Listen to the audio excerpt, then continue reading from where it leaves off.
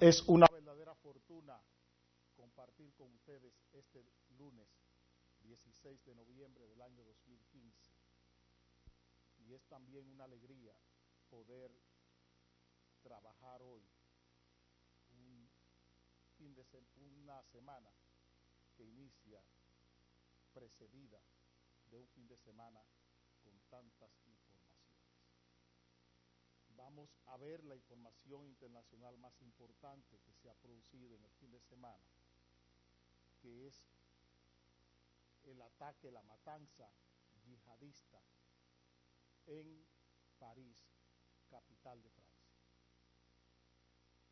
Para los que ven este programa, para quienes ven este trabajo que hacemos cada día, puede sorprenderle la acción, pero no el acto de expresión política malentendida que se produjo en Francia. Nosotros aquí hemos usado el tiempo para prevenirles y decirle las consecuencias de la ausencia del oficio político en la comunidad internacional. Todo lo que es política internacional es una gran hipocresía hoy.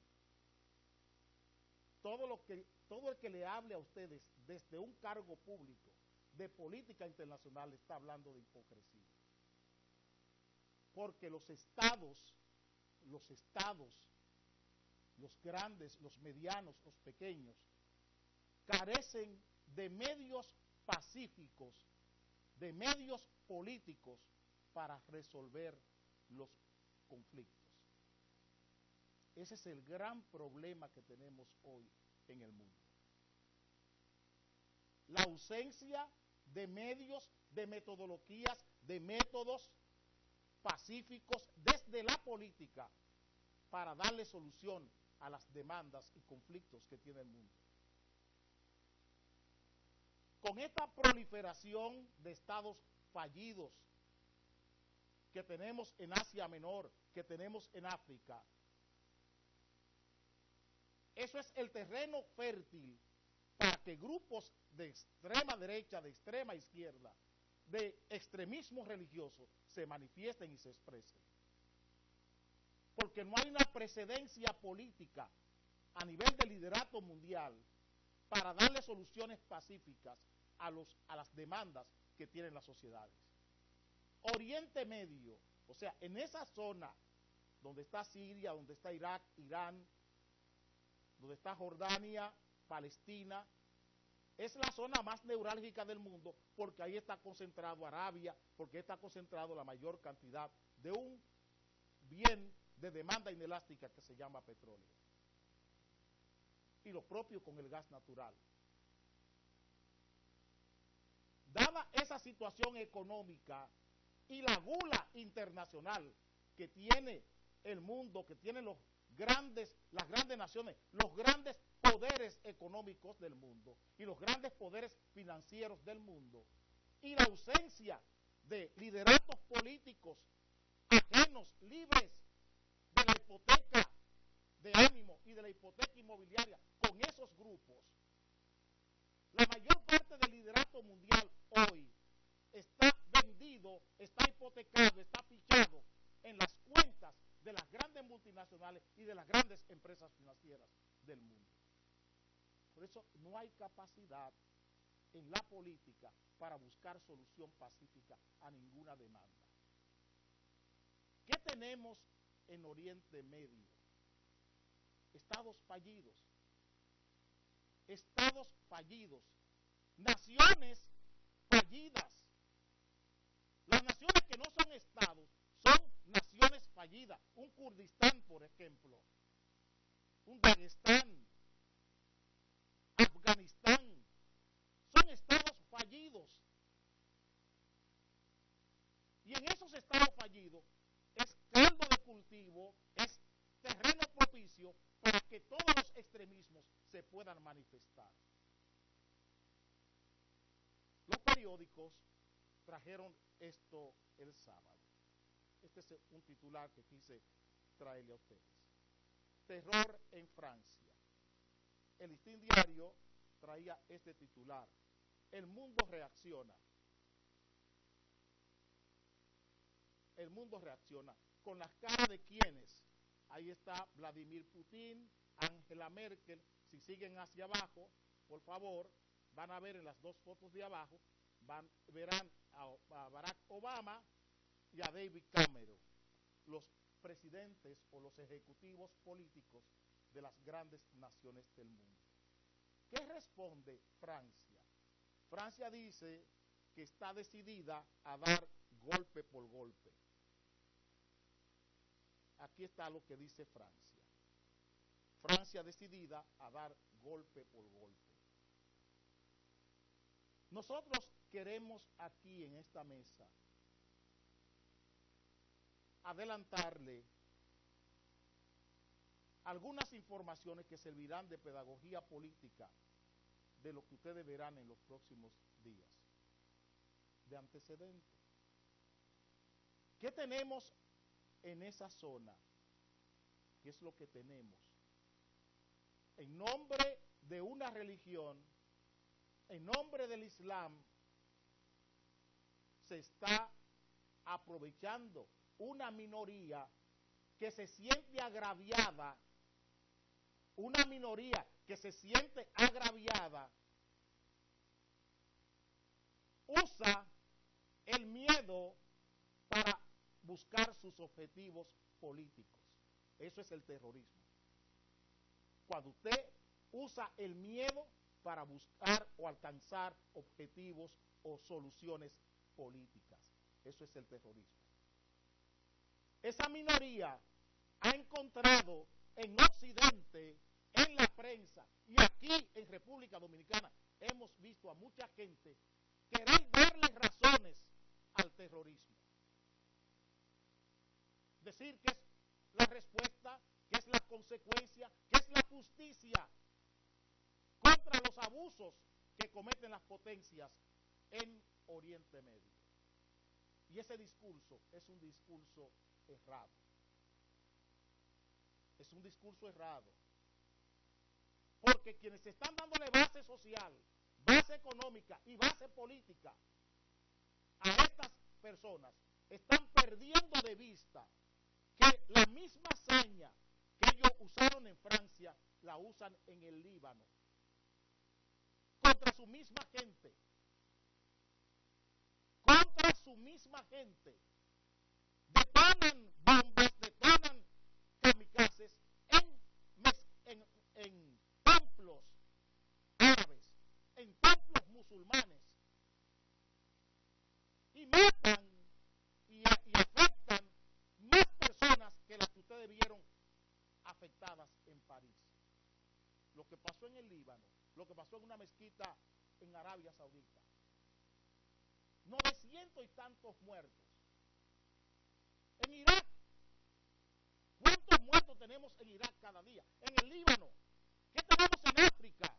Con Boko Haram, en Nigeria, en Camerún, ¿qué tenemos ahí? En Somalia. Es contra gente indefensa, contra gente que no está armada, de su misma religión. Lo único que tienen es que piensan distinto. Es que son suníes, el Estado Islámico, y los que no son suníes, para ellos son enemigos. Y el Islam, en la religión musulmana, tiene 4 bases principales. O sea, 4 derivadas de Mahoma. Están los que siguen a Mahoma, están los que siguen al tío de la esposa de Mahoma, los que siguen a la esposa de Mahoma y quienes siguen al primo de Mahoma. Esas 4 derivadas que tiene el Islam, que tienen los musulmanes, se llaman, los que siguen a Mahoma, se llaman suníes, que esos son los del Daesh o del Estado Islámico. Son suníes. Son los que entienden el maximalismo divino, que entienden que toda la gloria, que toda la acción, que toda la pulcritud, que toda la excelencia de su religión le viene desde arriba directamente. Entonces están los chiitas, que son los de la esposa de Mahoma. Cuando Mahoma muere, el mundo maometano el mundo musulmán se divide en cuatro ramas principales. Y son entonces los chiitas, que son los persas, los quienes eran más deístas, eso es Irán, quienes eran más deístas, esos son sufí, los que ingresaron al mundo musulmán teniendo como base el mazdeísmo. Y están los rumí, que son los que tienen como base el cristianismo o el judaísmo, que es el caso del tío de la esposa de Mahoma, que era un sacerdote judío, el tío a quien Mahoma le cuenta la experiencia que había tenido con Alá en el desierto. Esos son los que están en el Líbano, que tienen base judía y base cristiana. Por eso el gobierno del Líbano tiene las tres experiencias, las tres expresiones. Tiene el cristianismo, tiene el mahometismo y tiene también el judaísmo. Por eso el gobierno del Líbano tiene siempre, si es la justicia en manos de los cristianos, o el poder ejecutivo en manos de los musulmanes, o el poder legislativo está en manos de la otra religión, que es la combinación de judaísmo y cristianismo.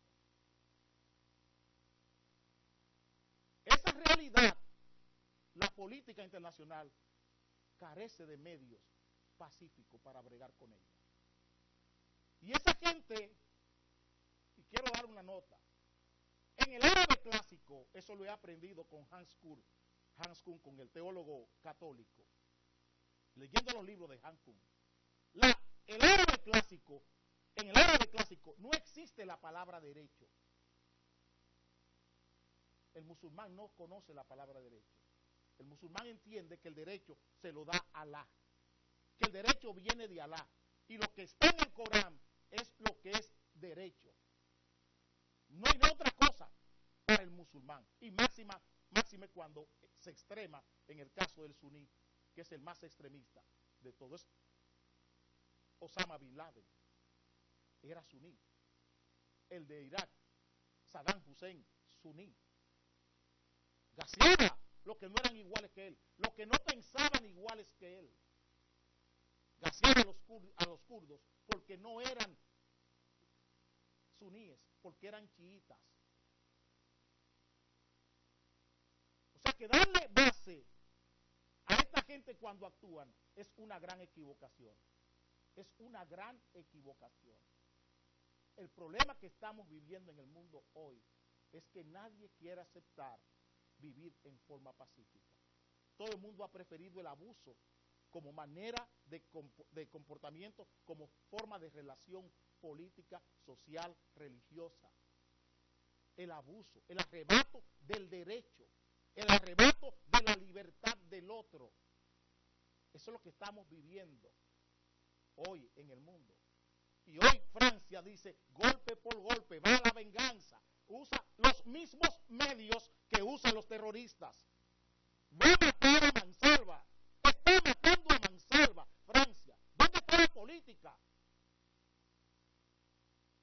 ¿Dónde está la política? Rusia matando a mansalva. Estados Unidos matando a mansalva. Lo mismo que hacen los terroristas. Y cuando los estados aceptan el juego del terror, cuando los estados aceptan jugar, actuar igual que los delincuentes, entonces vienen los adeptos. Se consiguen adeptos. ¿Por qué tenemos tanta delincuencia aquí? Porque la policía, las fuerzas de seguridad del Estado, están actuando igual que los delincuentes. Y cuando usted actúa igual que el delincuente, al margen de la ley, ¿qué pasa? ¿Qué usted espera? ¿Qué usted espera? ¿Qué está haciendo Francia? Bombardear. Cuando bombardea, crea el mismo estado de pánico en la gente que está cerca del Islam. Esta realidad, esto que ustedes están viendo aquí, estos son refugiados. No son terroristas, son refugiados. ¿De qué? Son víctimas de ese bombardeo que está haciendo Francia, Alemania, Estados Unidos, Inglaterra, todos esos países, Rusia, bombardeando, matando gente a mansalva. El Líbano, Irak, cada día, no 2 veces en un año, cada día recibe ataques. ¿Fruto de qué? ¿Fruto de qué? De una mala política. ¿Con quién pactó la comunidad internacional en Irak para salir de Saddam Hussein? Con los chiitas. Le dieron el poder a los kurdos y a los chiitas y dejaron fuera a los suníes. ¿Con quiénes están pactando en Siria? ¿Cuáles son las propuestas políticas hoy? Sacar a Bashar al-Assad y buscar un gobierno de transición sin Bashar al-Assad, una tiranía que tiene 30 años. ¿Es posible en Cuba buscar una solución política en Cuba sin tomar en cuenta a los hermanos Castro? ¿Quiénes tienen que liderar ese proceso? Entonces, ¿qué ha hecho Obama?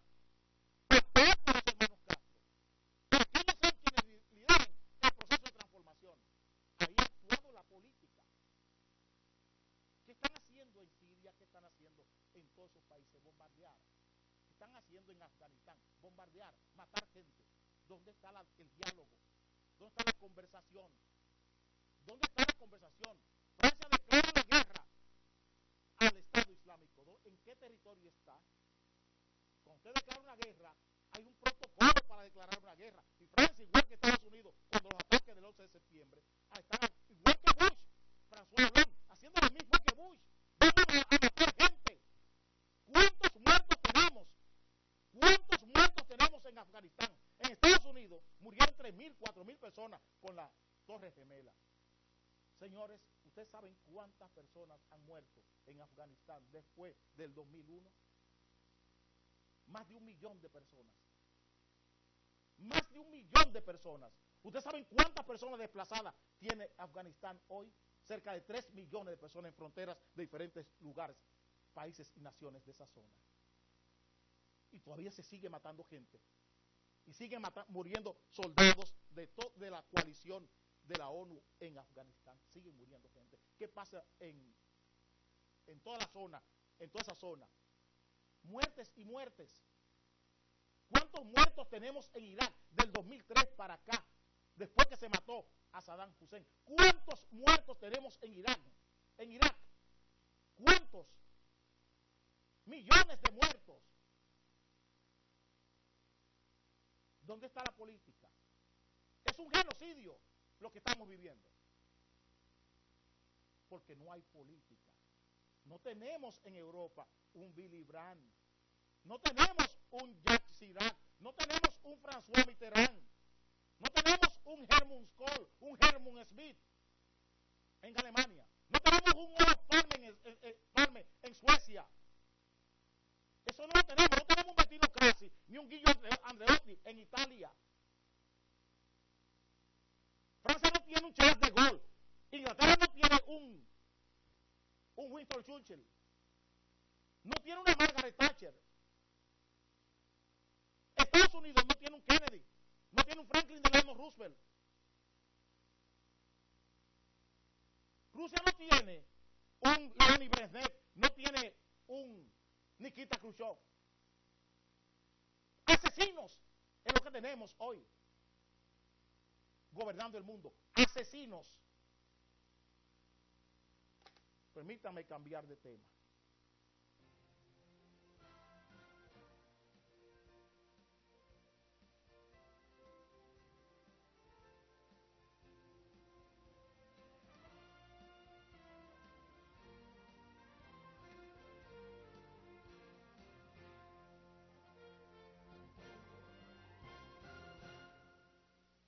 Es que el sol va saliendo y hay que listar la bandera. Pues cada matiz encierra lo que hicieron los mayores, por el bien de los honores y el rescate de la tierra. Patria desventurada, que anatema cayó sobre tu frente. Levanta ya de tu indolencia extrema, la hora sonó de redención suprema. Y ay si desmaya falla en la lid presente. Lucha, insiste, tus títulos reclama, que el fuego de tu zona preste a tu genio su potente llama, y entre el aplauso que te dé la fama, vuelve a ceñirte la triunfal corona. Presente en armas, ya ondea el pabellón y se encumbra bajo el sol que deslumbra y el clarín que clamorea. Qué linda en el tope estás, dominicana bandera. ¿Quién te viera? ¿Quién te viera? Más arriba, mucho más.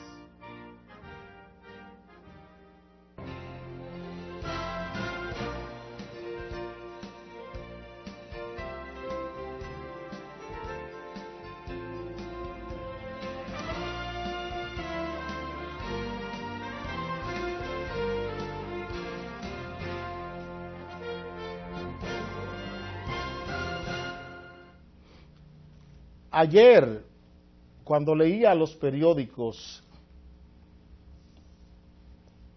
la parte política, las opiniones políticas, me llamó mucho la atención este titular del periódico Listín Diario, del embajador dominicano en Panamá. Aquí dice César Medina que Leonel está obligado a jugar su rol. Y yo quisiera preguntarle al señor César Medina que cuál es el rol que debe jugar Leonel Fernández cuando no gobierne el país, pero tampoco gobierne el partido. Que qué rol puede jugar Leonel Fernández si no gobierna el país ni gobierna el partido. El PLD, que es el partido base de las fuerzas aliadas del gobierno, no está bajo la dirección de Leonel Fernández. Las decisiones que ha tomado el PLD son todas contrarias a la voluntad del presidente de su partido. Y ayer, el presidente, en una proclamación de un partido que le lleva como candidato también, le dice al país esto. Danilo proclama que en enero saldrá a las calles.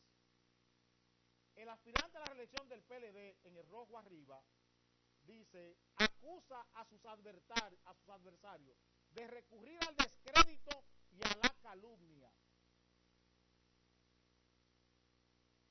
De recurrir al descrédito y a la calumnia.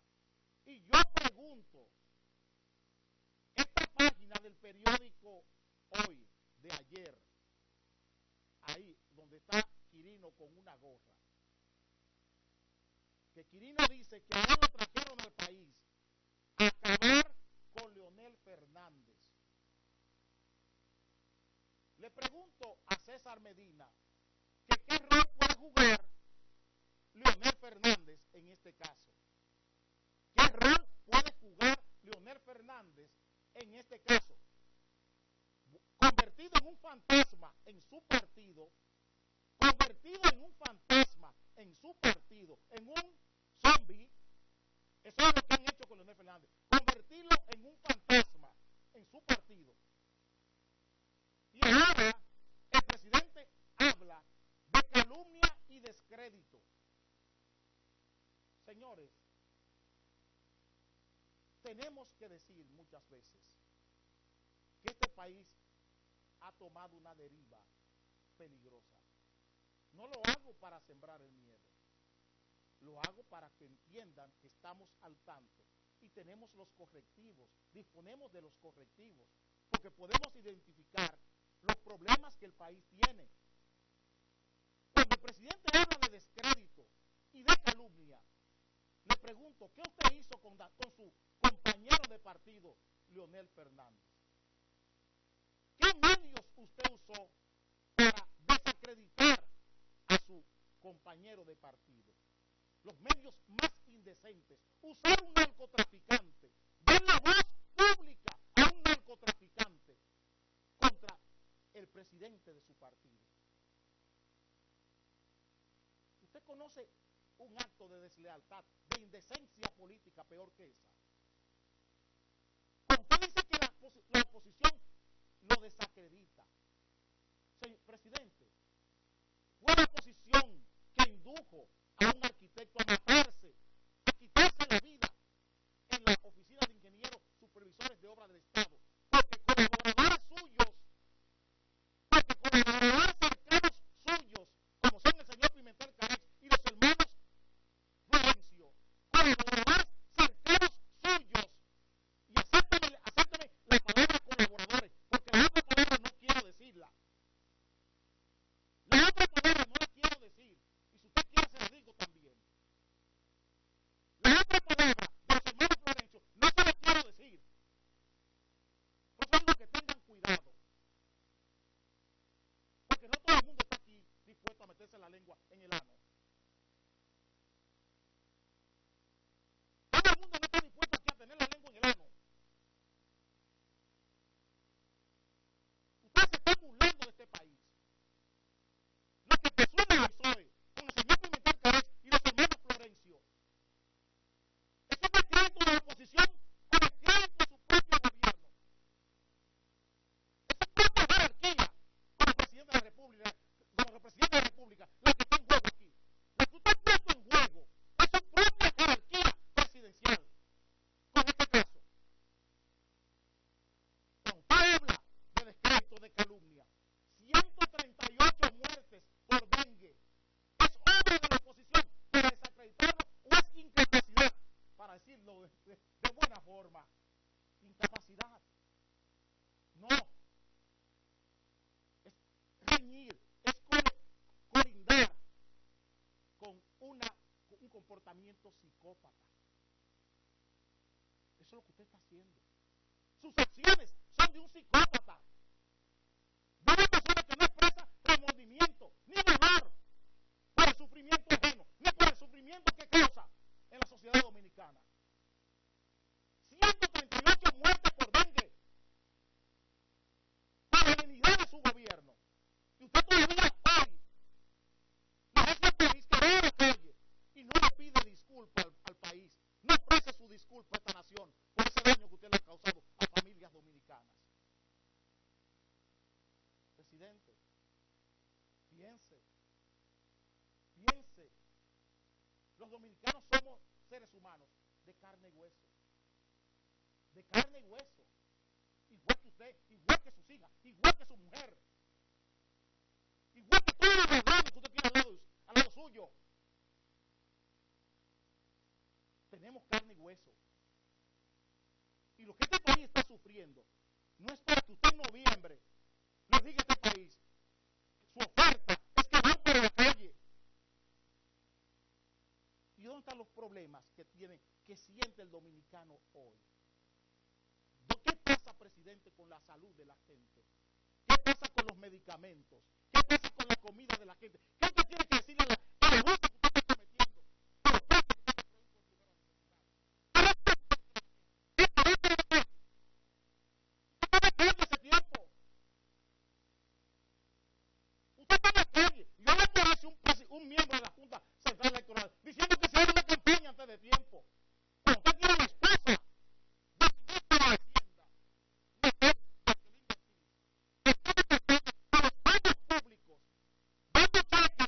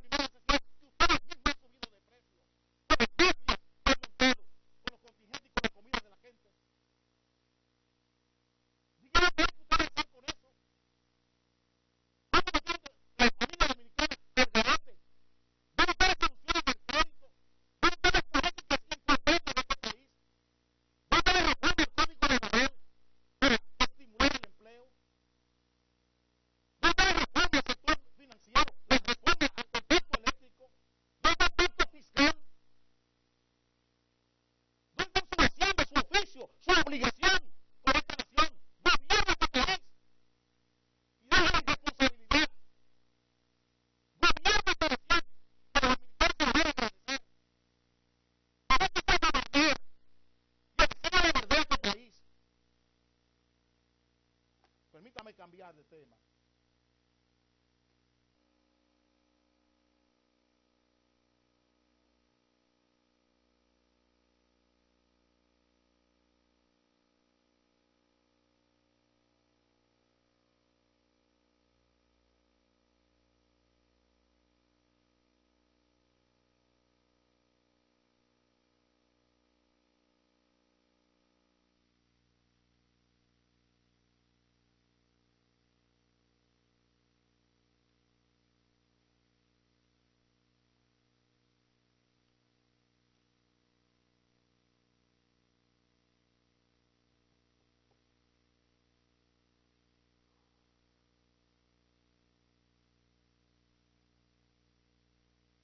Miren este titular. Hallan gran alijo de cocaína en casa de sobrino de Maduro en República Dominicana.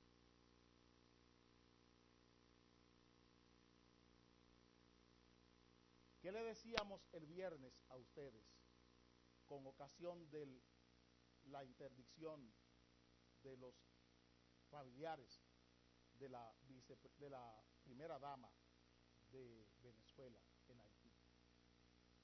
¿Qué le decíamos a ustedes aquí en este programa el viernes?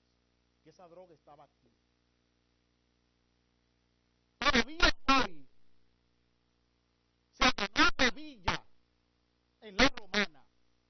Oiga lo que estamos diciendo. Se llenó la villa. El yate de ese señor, de Francisco Flores, está surto en la marina de La Romana. Y él tenía una villa costosísima al lado de la de Oscar de la Renta, en Casa de Campo. Toda la operación de droga de esta gente, este programa ha dicho que Petrocaribe tiene como contrapartida el narcotráfico. Y le preguntamos al general Sufrón Velázquez, le preguntamos al general jefe de la policía, le preguntamos al general jefe de las Fuerzas Armadas de este país, o ministro de Defensa, como les llaman, y le preguntamos a mí, a Pérez, a Cifrido, ¿qué explicación le tienen que dar a este país con relación a esto? Era cómodo para ustedes, era cómodo para ustedes hacerle creer a la gente que ustedes estaban combatiendo el narcotráfico a lo interno de las Fuerzas Armadas con 20 o 25 coroneles, mayores y oficiales subalternos de las distintas ramas de las Fuerzas Armadas y de la Policía Nacional. Ustedes montaron un espectáculo. ¿Por qué la Dirección Nacional de Control de Drogas no ha informado oficialmente sobre estas acciones de la DEA en la República Dominicana? ¿Por qué la DEA tiene desconfianza de las Fuerzas Armadas Dominicanas, del DNI y de la Dirección Nacional de Control de Drogas en este caso? Explíquese al país. ¿Por qué tiene que ser el periódico El Mundo y el periódico ABC de España quienes hagan esta información?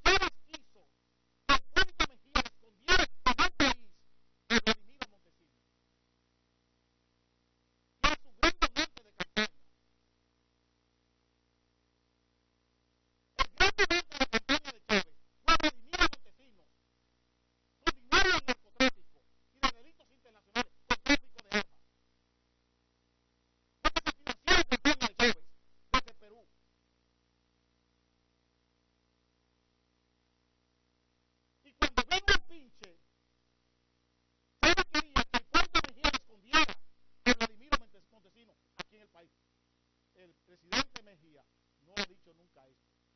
Y él piensa que nadie más lo sabe. Y él lo guarda como secreto de Estado. Nosotros estamos al día de eso. Y lo estamos haciendo público. Y lo hemos dicho otras veces. Pero hoy lo estamos reiterando. Aquí hay un compromiso con esto del Estado Dominicano. ¿Por qué la Dirección Nacional de Control de Drogas no ha informado a este país sobre esto? ¿Por qué el ministro de las Fuerzas Armadas no ha hablado al país de esto? ¿Por qué el director del DNI no ha hablado al país de esto? ¿Y por qué tiene que ser el periódico ABC o el periódico El Mundo de España quienes le digan al país lo que está pasando con la droga de los familiares de la esposa de Nicolás Maduro? Es para que ustedes entiendan toda la contumacia que tiene este Estado con el narcotráfico. Y ustedes ven aquí generales acabando con la reputación de subalternos, de coroneles, de mayores. Y cuando llegan estos casos, hacen silencio. Hacen silencio. Hacen silencio. Yo quiero que Cifrido Pared Pérez, el director del DNI, le diga al país qué está pasando con eso y esa villa. 10 kilos de heroína en esa villa de ese señor. Dinero y mucha droga en esa villa. Explíquenle al país cómo se movían los Flores, cómo se movían esta gente, los Flores, parientes de la esposa de Nicolás Maduro, desde la Romana. Y ustedes le han dicho muchas veces, Darío Gasolina en el este, le han dicho Ricía en el este, le han dicho Peñaraña en el este. Su Fonderoque, díganle al país esto, hablen al país, manda señal de grano, a que le diga algo a este país. Que no nos enteremos, algunos por lo que dicen los periódicos españoles y otros por lo que le dicen la gente que comparte con una información internacional. Díganle al país qué está pasando con este caso. ¿Y qué tan implicada está la embajada norteamericana en este proceso? ¿Por qué no hay confianza de las autoridades norteamericanas en las autoridades dominicanas con este caso? Permítanme cambiar de tema.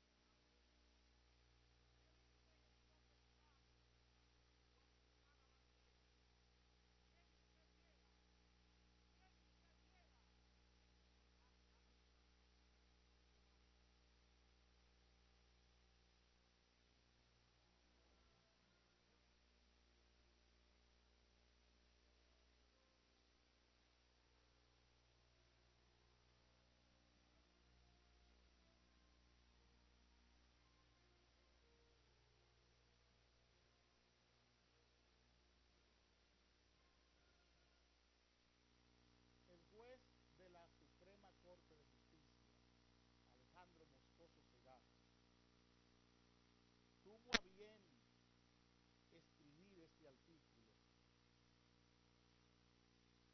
sobre las intervenciones telefónicas, fruto de un libro que él escribió sobre este tema.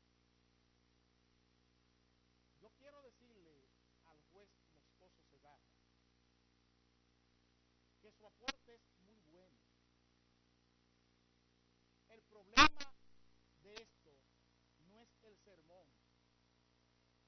magistrado Moscoso Segarra. La dificultad que tenemos con las intervenciones telefónicas está en la prédica. Usted hace un buen sermón aquí para la intervención telefónica, pero la prédica suya es obscena.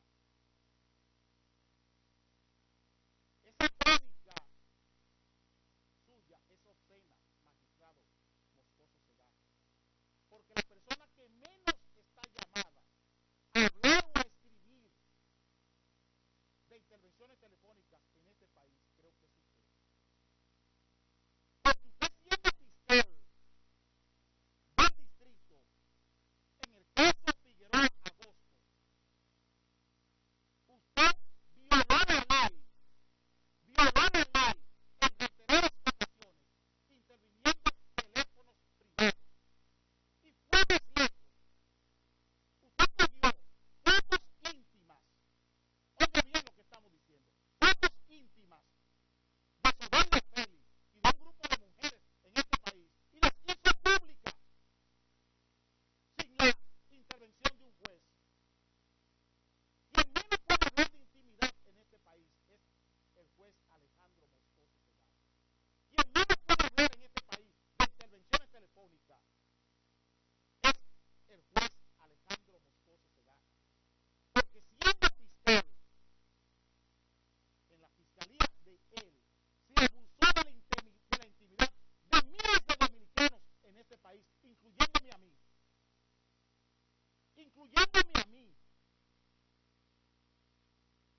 Y usted no apeló ni habló de eso en ese entonces. Y usted estaba al tanto de todo lo que se hacía con miles de dominicanos en este país. Usted estaba al tanto.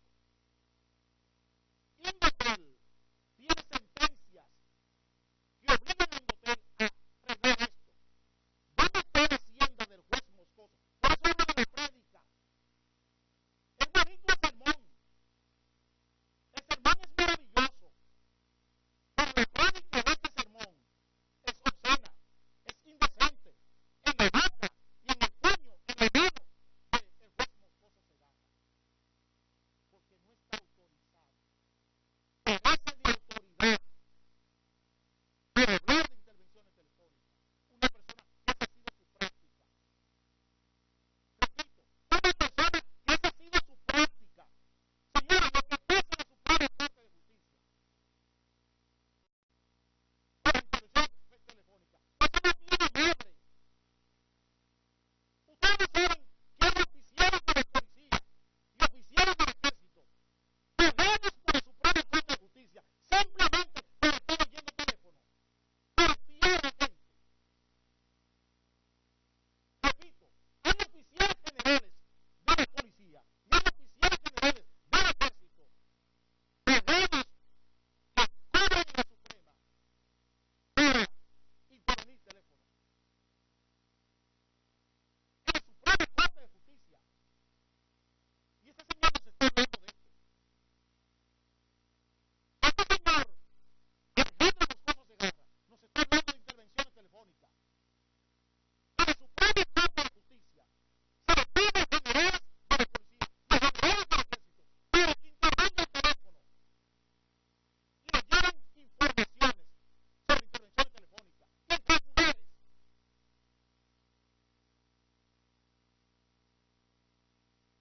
Para que entiendan. Y este señor nos está dando un sermón hoy de intervenciones telefónicas. ¿Dónde está la prédica? ¿Dónde está la práctica? ¿Dónde está el oficio de un juez de la Suprema frente a esto? La Suprema espía al Tribunal Constitucional, al Tribunal Superior Electoral, a la Junta Central Electoral, para que entiendan. Vamos al último tema del programa de hoy.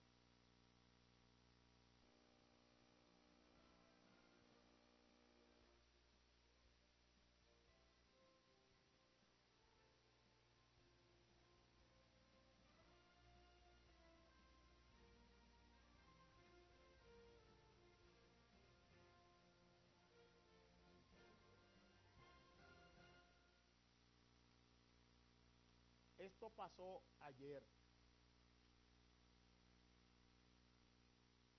Esta multitud, eso está en la primera plana del periódico Listín Diario de hoy. Esta multitud se pronunció y se movilizó en el día de ayer contra el intento de legalizar el aborto aquí a partir de una sentencia del Tribunal Constitucional. Nosotros, y ustedes saben que hemos tocado este tema muchas veces, y decimos que el país hoy, la política, carece de cifras, carece de talento para manejar estos temas. La política carece de talento para manejar estos temas. Se ha llegado y se ha traído un proyecto por encargo de organismos internacionales para desdibujar la estructura familiar de este país. Señores, lo que le estamos mostrando no es más que el retrato, la pantalla de una lucha que está en otro lugar. Esa multitud que está ahí, eso es lo que se ve de una guerra política que está en otro lugar. Aquí no hay una bioética. Aquí los organismos, las instituciones que tienen que estar al frente de este debate, rehuyen, porque todos reciben fondos internacionales. Si el aborto es un derecho, le preguntamos que si es un derecho el aborto, que si es un derecho. Aquí se habla de derechos sexuales y reproductivos. Y le preguntamos, ¿qué manda la naturaleza? La ley de la naturaleza, ¿qué manda? Si el aborto es un derecho, ¿por qué estamos buscando todos los años un quiéreme como soy? Si no es un contrasentido, si no es un contrasentido, el quiéreme como soy con el aborto. Los niños autistas, los niños de síndrome de Down, los niños con necesidades especiales congénitas, ¿por qué lo tenemos en la tierra? Si el aborto es un derecho, es un problema de la política. Es que tenemos políticos ciegos. Eso es lo que tenemos. Todo este esfuerzo, toda esta energía que gasta la población, advirtiéndole a las instituciones del Estado, advirtiéndole a la Cámara de Diputados, al Senado de la República, a los tribunales, sobre sus acciones. Eso no debiera suceder. Si este país estuviera servido en forma decente desde la política. Pero este país no tiene políticos decentes. No tiene políticos decentes. Miren a ver si en la agenda de Miguel Vargas, en la agenda de Kiki Antún, en la agenda de Danilo Medina, en la agenda de todos esos partidos que están apoyando a Danilo Medina, si eso está, si en la agenda de Abinader está esta discusión. Es el pueblo que la lleva, es la sociedad que la lleva por su cuenta, sin ninguna orientación desde la política. Sin ninguna orientación desde la política. Y la iglesia, con ese equilibrio incómodo que tiene frente a estos temas, también rehuye tratar esto en forma directa. Señores, el aborto no es un derecho. Si tenemos que abortar, es porque existe. Si hay que eliminar un feto, es porque existe, es porque hay una vida ahí. Si hay que eliminar un feto, es porque existe. Es porque existe. Y lo que existe, solo Dios puede determinar sobre eso. Solo la naturaleza es la que tiene que determinar sobre eso. Las mismas gente que me están hablando de quiérame como soy, me están hablando también del aborto. Entonces hay una dicotomía. Aquí hay un problema de concepción. El aborto, repito, no es un derecho. El aborto no es un derecho. Los derechos no son materiales. Son posibilidades los derechos que crean la inteligencia humana. Ustedes cuando le dan un derecho, no es igual que cuando le dan una casa, un título de propiedad de una casa. Y aquí hay gente que cree que donde quiera pueden abrir un hoyo y encontrar un yacimiento de derecho. Un día de esto vamos a buscar derechos para el que nace con baja estatura. Un día de esto estaremos buscando derechos para el que nace con baja estatura. O para el que nace con mucha estatura. Y esta sociedad se va a convertir en un caos, como la estamos convirtiendo. ¿Dónde está el orden? ¿Dónde está el orden público que merece esta sociedad? ¿Dónde está? ¿Dónde está el orden público? ¿Dónde la libertad se convierte en un bien legítimamente protegido? Porque una cosa es la libertad y otra cosa es la autodeterminación. Y aquí estamos confundiendo la libertad con la autodeterminación, con hacer lo que me da la gana. Todo lo puedo en Cristo o en Dios que me fortalece. Todo lo puedo en una ley, en un derecho que me fortalece. No es lo mismo. No es lo mismo. Y este país necesita mucha escuela. Porque estos vacíos se producen cuando la escuela fracasa, cuando la iglesia fracasa y cuando la sociedad fracasa. Este vacío que estamos viviendo con los derechos sexuales y reproductivos es porque ha fracasado la escuela, ha fracasado la iglesia y ha fracasado la sociedad y sobre todo ha fracasado la política. Ese es el gran problema que tenemos, que la política fracasó y la política dejó de ocuparse de lo más importante, de darle solución a lo más complejo que tiene el ser humano, que es vivir. La política no le da solución a la vida del ser humano. Me dice Dani que mi tiempo se venció. Es una tragedia tener que separarme cuando trato estos temas.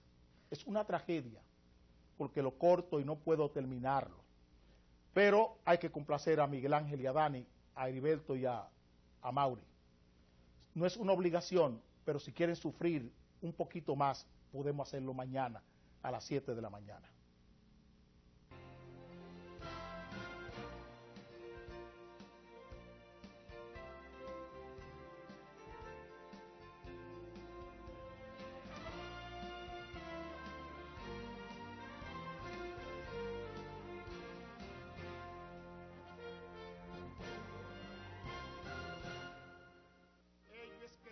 Saliendo y hay que enhestar la bandera, pues cada matiz encierra lo que hicieron los mayores, por el bien de los honores y el rescate de la tierra. Patria desventurada, que anatema cayó sobre tu frente, levanta ya de tu indolencia extrema, la hora sonó de redención suprema, y ay si desmaya en la lid presente. Lucha, insiste, tus títulos reclama, que el fuego de tu zona preste a tu genio su potente llama, y entre el aplauso que te dé la fama, vuelve a ceñirte la triunfal corona. Presenten armas, ya ondea el pabellón, y se encumbra bajo el sol que deslumbra, y el clarín que clamorea. Qué linda en el tope estás, dominicana bandera, ¿quién te viera? ¿Quién te viera? Más arriba, mucho más.